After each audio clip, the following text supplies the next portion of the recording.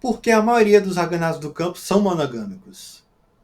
Essa é a primeira pergunta deste pesquisador, John Alcock, um dos mais famosos alunos de Tübingen. Prestem atenção, pois essa explicação vai te mostrar como ser um cientista.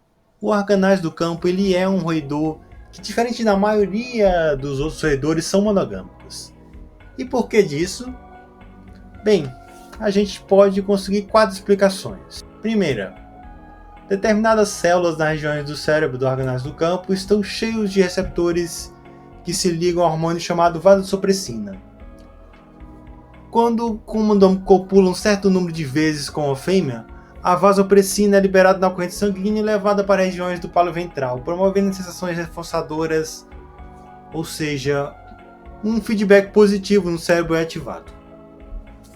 Segunda, o pesquisador Jung e sua equipe têm outra explicação. Um gene particular que modifica o receptor proteico de vasopressina, o gene AVPAR1A. Jung, usando um vetor viral inócuo, inseriram cópias adicionais diretamente nas células do pálio ventral dos arganazes. Uma vez inserido, as cópias adicionais do gene fizeram aquelas células particulares produzir ainda mais receptores de vasopressina do que o normal. Os machos modificados agora formaram vínculos muito fortes com suas parceiras, mesmo antes de copular com elas. Terceira explicação. Jerry Wolff e seus colaboradores pensaram um pouco diferente. A monogamia nessa espécie ocorre porque machos dessa espécie formam laços fortes de apego com suas parceiras e deixam mais descendentes do que machos com tendências poligâmicas. Em um experimento, eles deixaram grupos de machos impedidos de se associar com suas parceiras e as fêmeas ficaram livres. Em resposta, 55% das fêmeas copularam com mais de um macho, mostrando que se os machos deixarem suas parceiras, há menos copulação, reduzindo a paternidade. E uma outra hipótese interessante. Se rastrearmos a sequência de eventos ocorridos durante a evolução que originou a monogamia e se espalhou para algumas linhas de roedores, encontraríamos uma espécie em comum com os arganazes. Se olharmos os dados, encontramos 2 gêneros, Lemmiscus e Micotus, com comportamentos semelhantes. A troca da poligamia para a monogamia provavelmente se deu com machos de posições hierárquicas inferiores que teriam desenvolvido a habilidade de infanticídio para combater a habilidade dos machos dominantes que controlavam várias fêmeas. Logo, as fêmeas procuraram acasalar com machos que não matassem seus filhotes. Assim, os machos começaram a adotar a guarda da parceira, restringindo sua mobilidade e chances de conseguir outras cópulas. Porém, a guarda da parceira também incluísse a guarda dos filhotes, a espécie conseguiria um maior número de descendentes vivos.